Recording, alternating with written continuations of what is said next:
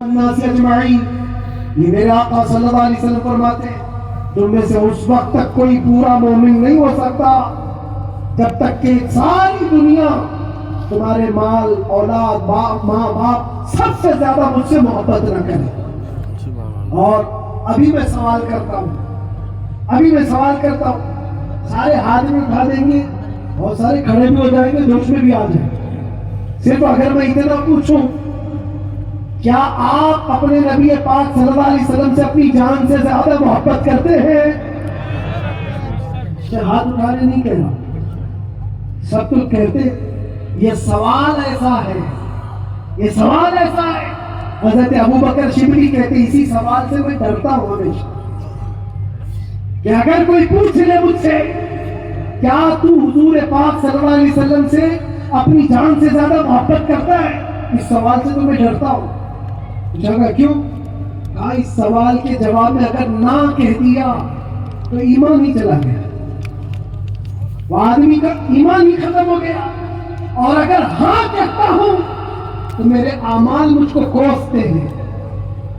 کہاں تو جان سے زیادہ محبت کی بات کر رہا ہے، کہاں تیرے عمل جس سے محبت کی جاتی ہے؟ تقاضا یہ ہے اپنا ہر عمل اپنے محبوب کے عمل کے مطابق ہونا چاہیے۔ اور حضور اکرم صلی اللہ علیہ وسلم نے یہ بھی فرمایا لا یؤمن احدکم حتی یکون ہواہ تبعا لما جئت بہ، تم میں سے اس وقت تک کوئی مکمل مومن نہیں ہو سکتا جب تک وہ اپنی خواہشات کو میری مرضی کے مطابق نہ بناتا۔ تمہاری اپنی خواہشات جب تم کہتے ہو نا یہ ہماری لائف ہے، ہمیں انجوائے کرنے دو، ہماری لائف ہے ہمیں جینے دو۔ کسی جوان کو پکڑ کر کے کہو مولانا صاحب ابھی تو ہماری 20-25 سال کی عمر ہے، جینے دو، عیش کرنے دو۔ اے نوجوان تجھے پتا ہی نہیں ہے تیری زندگی نہیں ہے، یہ تیری لائف نہیں ہے۔ زندگی یہ نہیں کسی کے لیے، زندگی ہے نبی کی۔ نہ سمجھ مرتے ہیں زندگی کے لیے، جینا مرنا ہے سب کچھ نبی کے لیے۔ ہماری اپنی زندگی کا ہے، جو ملی ہے زندگی یہ حضور کے لیے ملی ہے، یہ امانت ہے۔ ابھی آپ نہیں سن رہے تھے امام اہل سنت فاضل بریلوی نے کیا فرمایا؟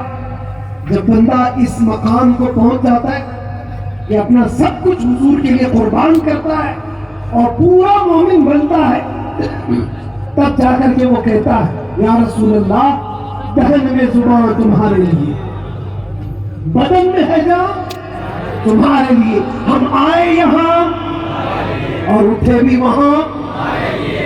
یہ کب کہتا ہے بندہ؟ جب اس کا ایمان مکمل ہو جائے، میرا اپنا کچھ نہیں ہے، جو کچھ ہے وہ حضور کا ہے۔ سبحان اللہ۔ دہن میں زبان تمہارے لیے، بدن میں ہے جان تمہارے لیے، ہم آئے یہاں تمہارے لیے، اٹھے بھی وہاں تمہارے لیے۔ یہ صحابہ کا مسلک تھا میرے جی، انہوں نے اپنے سارے رشتے حضور پاک کی مرضی پر لا کر ختم کر دیے تھے۔ سارے رشتے اگر حضور سے جدا ہے تو ان کا کوئی رشتہ نہیں تھا۔ آج ہمیں اس ایمان کو زندہ کرنا ہے۔ یہ عہد کر کے جاؤ، بڑے بڑے نعرے لگا کر، بڑے بڑے جلسے کر کے، جلوس کر کے، یا سڑکوں پر آ کر کے اگر تم یہ سوچتے ہو شکتی پردرشن سے بہت کچھ ہو جائے گا، دنیا جھکتی نہیں ہے، انسانوں کے ریلے سے نہیں ڈرایا جا سکتا۔ ہم نے دیکھا ہے انسانوں کے ریلے سے دنیا نہیں ڈرتی، پاؤں سے معذور لنگڑا بھی ہو لیکن اگر ویل چیئر پر بیٹھ کر لبیک پکارے پورا دنیا بھیجنے لگتا ہے۔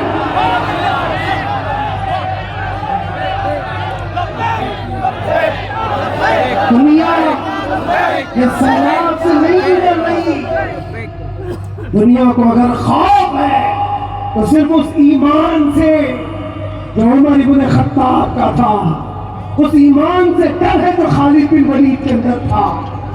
اسی لیے انگریز آج سے 100 سال پہلے کیا کہہ کر کے گئے تھے پتہ ہے؟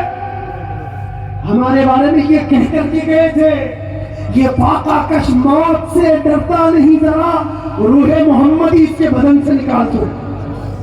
وہ یہ کہتے تھے روح محمدی اس کے بدن سے نکال دو۔ ڈر اسی بات سے، ڈر اسی بات سے۔ جہاں روح محمدی آ گئی دنیا کو پتا ہے یہ سویا ہوا شیر جاگ گیا تو بہتوں کی نیند حرام کر دے گا. جتنے کتے ہیں سب بل میں چلے جائیں. حقیقت ہے جتنے کتے ہیں سب بل میں چلے جائیں. اب مجھے لوگ یہ کہتے ہیں مجھے کہتے ہیں کہ ڈر لگتا ہے پھر آپ کتا کہہ رہے ہیں. میرے عزیزوں ہم ہندوستان میں رہتے ہیں ہماری ہر گلی کوچے میں کتا ہوتا ہی ہے. مجھ سے باضابطہ طریقے سے سوال جواب کر رہے تھے. میں نے کہا کتے کو کتا کہا کس کو کہا جائے گا؟ ہم کتے کو کتا نہ کہیں تو آپ بولے ٹامی بولے. عزیزہ نے گرامی وقار مجھے اس سے لینا دینا نہیں. بات یہ ہے کتے کیوں بھوک رہے ہیں اس سے کیا غرض. شیر کیوں سویا ہے اس سے غرض ہے. شیر کیوں سویا ہے اس سے مجھے غرض ہے. نبی پاک صلی اللہ تعالیٰ علیہ وسلم کی امت بزدل تو نہیں ہو سکتی. بزدل نہیں ہو سکتی. ہم کفن بردوش ہیں. ہم دنیا میں آئے اللہ اکبر سن کر کے آئے اور جائیں گے تو اللہ اکبر سن کر جائیں گے. ہے یا نہیں؟ پیدا ہوئے تھے تو کانوں میں کیا سن گے؟ کسی مولوی صاحب نے اذان دی تھی کہ نہیں دی تھی؟ اللہ اکبر کہا تھا کہ نہیں کہا تھا؟ ارے جس دن پیدا ہوئے تھے اسی دن کہا تھا. کیوں کہا تھا؟ یہ تجھے پتا چلے اللہ اکبر کا مطلب اللہ سب سے بڑا ہے. سبحان اللہ. باقی کوئی بڑا نہیں ہے. دوسرے سے ڈرنے کی ضرورت نہیں. اللہ سب سے بڑا ہے. بڑا ہے. اور جب مرو گے تو امام صاحب جنازے پہ کھڑے ہو کر کے کیا کہیں گے؟ اللہ اکبر. نماز کے لیے رکعت باندھیں گے کہ نہیں؟ اللہ اکبر جاتے ہوئے بھی ہمارا یہ قانون ہے کہ وہ اللہ کو سب سے بڑا مان کر کے جا رہا ہے. تو پھر یہ بیچ کی زندگی میں ایرے گہرے نچو کھیرے سے ڈر کیوں؟ زیادہ سے زیادہ یہاں یہ ہوگا تو ہمارے ساتھ ہوا ہے. یہ تو چند دنوں کی بات تھی. صحابہ اکرام میں وہ لوگ ہیں جو 16 سال تک قید کی سزائیں کاٹے. حضور پاک صلی اللہ علیہ وسلم کے زمانے میں 16 سال تک قید رکھا گیا. وہ بھی آج مثالیں بہت ہیں موجود ہیں. آزمائش کا دور اگر اللہ نے ہماری زندگی میں یہ لکھا ہے تو وہ قبول کرو. اور یہاں آئے ہیں مرنے کے لیے. موت تو آنی ہے سب کی لیکن ایک مومن موت سے ڈرتا نہیں. کیوں؟ موت اس کے لیے حادثہ ہے جس کا یہ سوچنا ہے کہ مرنے کے بعد جلنا ہے. مرنے کے بعد پھر پتہ نہیں کس شکل میں پیدا ہونا ہے. کتا پیدا ہونا ہے, بلی پیدا ہونا ہے, چوہا پیدا ہونا ہے, سانپ پیدا ہونا ہے. ڈر ہے. مومن موت سے ڈرتا نہیں اس لیے کہ مومن کا یہ عقیدہ ادھر آنکھ بند ہوگی ادھر دیدار مصطفیٰ ہوگا. سبحان اللہ. اور قبر میں بھی جائے تو کیا خوب کہا ہے ایک عاشق رسول نے. کیا خوب کہا ہے جب منکر نکیر آ کر اسے اٹھائیں گے سوال جواب دینے کے لیے. عاشق مصطفیٰ جو قبر میں گیا وہ کیا کہتا ہے؟ اب تو پائے ناز سے ہے فرشتوں کیوں اٹھوں, ارے مر کے پہنچا ہوں یہاں اس دل ربا کے واسطے. جس کے لیے مرا تھا وہ بھی تو وہاں ہوں گے. بس میرے عزیزوں گفتگو کو سمیٹتے ہوئے میں صرف اتنی بات کہوں گا. ان کے جو ہم غلام تھے خلق کے پیشوا رہے ان سے پھرے جہاں پھرائی کمی وقار میں. تمہیں اللہ قرآن میں فرماتا ہے تم باعزت رہو گے, بلند رہو گے, کامیاب رہو گے. شرط یہ ہے کہ ہمیشہ ایمان کے ساتھ رہو. ایمان کے ساتھ رہو. اور ایمان کون سا ہے؟ مسجد میں تم سچے ہو گئے, بازار میں جھوٹے ہو گئے, یہ ایمان کا تقاضا نہیں. تم تجارت پر بیٹھے ہو لوگوں کو دھوکہ دے رہے ہو یا پھر چیٹنگ کر رہے ہو, یہ ایمان کا تقاضا نہیں. ایک صحابی رسول ہے حضرت نعمان, ایک ملک گئے, وہ بادشاہ عیسائی تھا.